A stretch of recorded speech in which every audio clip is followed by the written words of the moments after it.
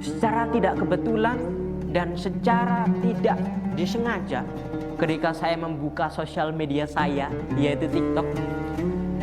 Di situ mulai bertumbuh ketika konten Islam mulai bermunculan tanpa saya cari sedikit pun.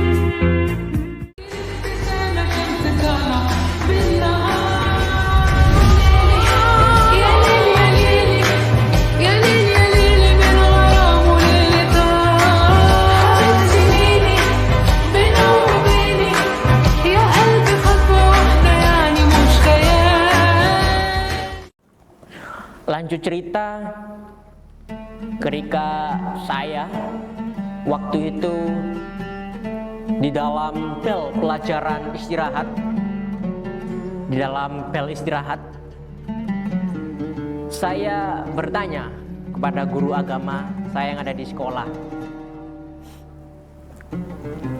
Assalamualaikum Ustadz, apakah saya boleh memegang Al-Quran? Iya, Al-Quran. Apakah saya boleh memegang Al-Quran? Beliau menatap saya dengan kaget. Kenapa? Dan tersenyum, loh, ada apa? Dan ketika itu beliau mengatakan pada saya, ada dua kondisi di mana Al-Quran boleh dipegang, dan ada pula kondisi di mana Al-Quran tidak boleh dipegang. Beliau menjelaskan bahwasannya Al-Quran boleh dipegang ketika itu mempunyai literasi atau sisi bahasa terjemahan, dan Al-Quran tidak boleh dipegang dan haruslah diwajibkan untuk berwudu ketika Al-Quran itu tidak memiliki terjemahan. Ketika itu saya bertanya lagi, di manakah Ustadz saya bisa mendapatkan Al-Quran terjemahan tersebut? Beliau menjawab, di perpustakaan. Hari itulah di mana saya mulai mempelajari Al-Quran beserta sisi bahasanya. Perlu teman-teman ketahui, hal yang saya lakukan, hal yang saya gunakan di waktu-waktu tersebut tidaklah mudah ketika saya harus benar-benar mempelajari dari sisi gaya bahasa, mempelajari dari sisi gaya sejarah. Karena hakikatnya iman itu harus didasarkan dengan logika, dan iman itu harus dijalankan sesuai dengan kepercayaan. Jadi tidak bisa iman kalau kita lakukan dengan begitu saja. Kita harus punya landasan mengenai sisi keyakinan dan di sisi dari pikiran. Ketika itu saya menemukan pertama kali arti Iqra, yaitu membaca. Bacalah. Itulah perintah Allah yang Allah turunkan pertama kali kepada umat Islam untuk membaca, untuk perintah membaca. Karena sesungguhnya umat Islam tidaklah boleh bodoh. Umat Islam tidaklah boleh minim dalam pengetahuan, tapi umat Islam haruslah cerdas terhadap agamanya sendiri dan di dalam segala bidang. Ya, berlanjut ketika saya mulai mempelajari, saya mulai menyukai, saya di situ mulai kuat iman Islam saya, kuat pendirian saya terhadap Islam ini. Yang dulunya saya sangat serius dalam beribadah. Saya tidak meninggalkan satu ibadah pun. Saya seringkali memimpin pujian, saya seringkali memimpin khotbah firman Tuhan. Tapi di sisi lain, tanpa paksaan, tanpa hasutan dari orang lain, tanpa iming-imingan dari orang lain, saya tetap melanjutkan hal tersebut. Lucu bagi saya sendiri, teman-teman. Ketika saya mempelajari Al-Quran ini, teman-teman saya melihat, kok kamu mempelajari Al-Quran emang tahu isinya apa? Kok kamu mempelajari beberapa sejarah Islam emang kamu nggak apa-apa? Mereka semua menanyakan hal itu kepada saya. Saya hanya menjawab dengan tersenyum, apakah saya tidak boleh untuk mempelajari dan untuk menambah pengetahuan keimanan saya? Iya, keimanan saya. Ketika itulah teman-teman saya hanya bisa tertawa dan menepuk pundak saya. Ya sudahlah, itu hak kamu. Lanjut, ketika saya di bulan November tahun 2022 ini mulai masuk dalam cerita ini. Ketika di situ mulai timbullah konflik antara Palestina dan Israel. Di situ saya sangat mengikuti mengenai perkembangan dari mulai peperangan, dari sisi delegasi, dari sisi gencatan senjata dan lain sebagainya, sehingga tidak satu pun berita yang saya tinggalkan dari kabar perang tersebut. Ya, kita doakan kepada saudara-saudara kita di Palestina agar mereka selalu diberi perlindungan kepada Allah Subhanahu wa taala dan mereka selalu berjuang untuk menegakkan keadilan dan menjaga Masjidil Aqsa. Kita doakan mereka ya teman-teman ya. Lanjut, ketika saya sempat mendengarkan itu, ada di suatu malam saya dengan ayah saya membicarakan mengenai hal ini. Kami tidak mempermasalahkan hal kedua tersebut. Kami juga tidak memihak dari dua sisi tersebut. Namun kami membicarakan mengenai sisi keadilan dan sisi kebenaran. Saya bertanya pada ayah saya, ya kasihan ya anak-anak di sana, orang-orang tua di sana, wanita-wanita di sana itu mati begitu saja tanpa mereka bersalah. Ayah saya menjawab, iya. Ya, namun yang terbaik kita doakan saja kepada mereka dan kita doakan agar perang ini sudah dan cepat untuk usai. Ketika waktu itu saya mulai masuk lagi lebih dalam kepada sisi sejarah, mulai masuk lagi ke dalam sisi sejarah, sehingga saya bertukar pikiran dengan ayah saya. Diskusi yang kami lakukan itu bukanlah diskusi mengenai perdebatan yang keras, bukan. Kami saling menerima sisi pendapat yang kami lontarkan masing-masing, sehingga saya kagum kepada ayah saya waktu itu. Kami bisa mengerjakannya, kami bisa bertukar pikiran dengan sangat baik. Di situ mulai muncullah ketika saya mulai bertanya mengenai agama saya sendiri, agama saya yang dulu kepada ayah saya. Iya, mohon maaf kalau bicara saya agak belibet, karena sebenarnya menceritakan ini baru pertama kali dan saya menceritakannya ini merinding. Ketika saya menceritakan, ketika kami berdiskusi mengenai hal itu, kita sama-sama bingung mengetahui isi dari perang ini, isi dari sejarah ini. Karena perlu teman-teman ketahui, dua ini adalah hal yang berbeda ketika disatukan. Jadi kita harus benar-benar berdiskusi sesuai dengan data yang ada, dan dilengkapi dengan penghargaan atau menghargai pendapat yang ada. Sehingga waktu itu saya mulai mengkaji selama 1 bulan penuh susahnya mencari sejarah dari Palestina dan sejarah dari Israel. Sehingga waktu itu saya benar-benar mulai mencatat asal-usul negara ini, silsilah negara ini, kapan negara ini dibentuk, didasarkan apa negara ini berdiri. Jadi saya kaji itu bukan bermain-main. Ya insya Allah kalau mungkin Allah berkehendak saya akan jabarkan hal panjang itu kepada teman-teman semua dan kepada Bapak Ibu semua setelah video ini selesai. Jadi saya alhamdulillah mendapatkan sisi data yang sebenarnya dari beberapa akademis Yahudi, dari beberapa akademis sejarawan. Sehingga data yang saya paparkan bukan data yang saya dapatkan dengan gampang dan data yang tidak benar, tapi yang saya dapatkan adalah data yang saya dapatkan dengan sebenar-benarnya. Baiklah, kita lanjut. Ketika kami bertukar pikiran, ketika itu ayah saya menjawab,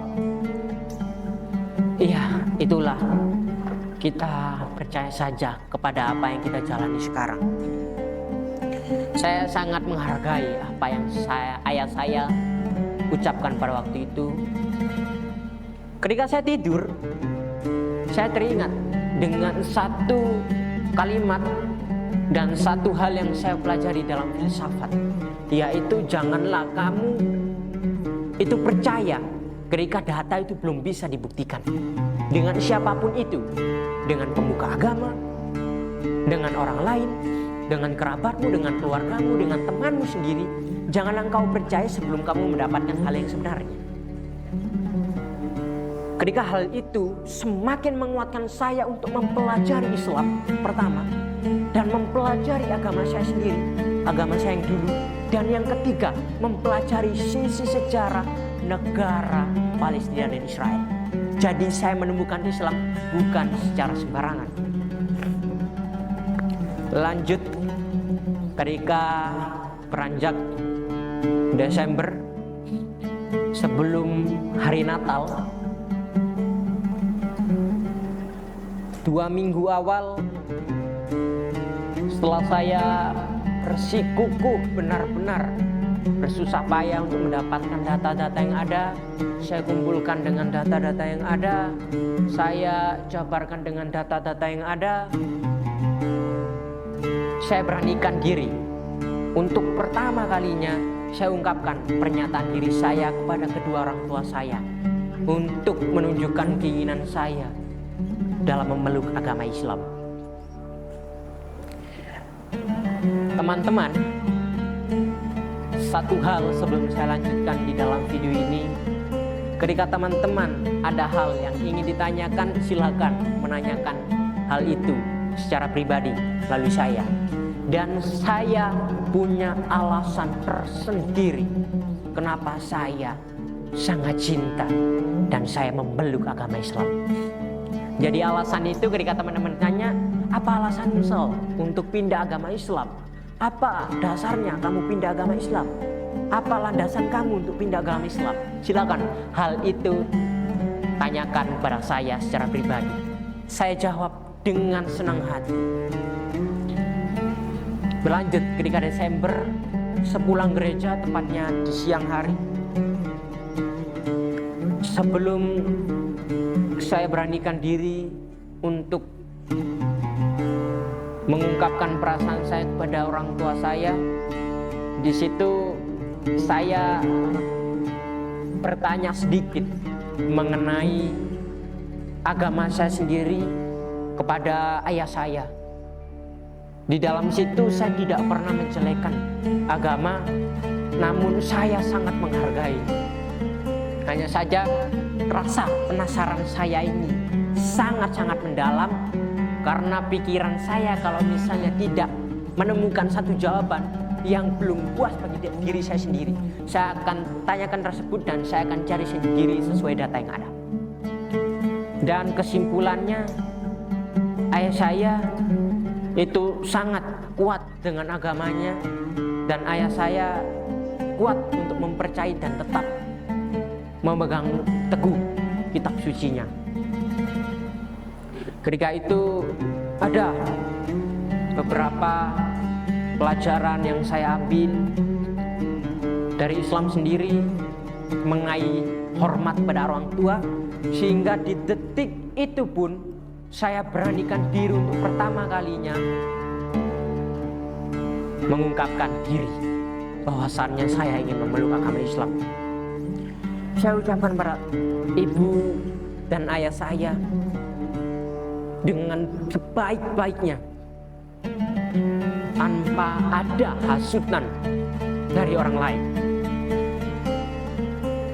Saya nyatakan kepada ibu dan ayah saya, apakah saya diperbolehkan untuk memeluk agama Islam?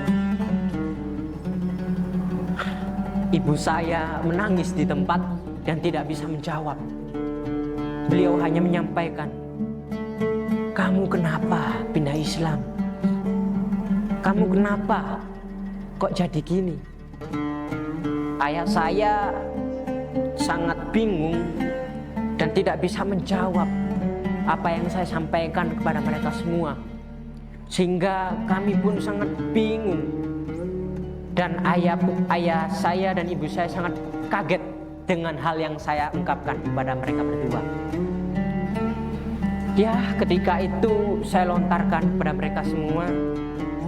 Ayah saya dan ibu saya sangat kaget luar biasa mendengar hal itu kepada saya. Namun satu hal yang saya sampaikan kepada ibu dan ayah saya, sekalipun saya memeluk agama Islam bukan berarti rasa sayang saya hilang kepada ayah dan ibu saya.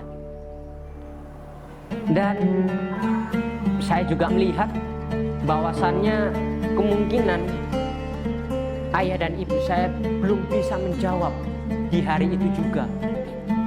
Dan hari itu pun saya bicara kepada ayah dan ibu saya bahwasannya tidak apa-apa kalau ayah dan mama belum bisa untuk menjawab pertanyaan ini sekarang, tapi mungkin di akhir bulan saja, tepatnya pada tanggal 31 Desember 2023.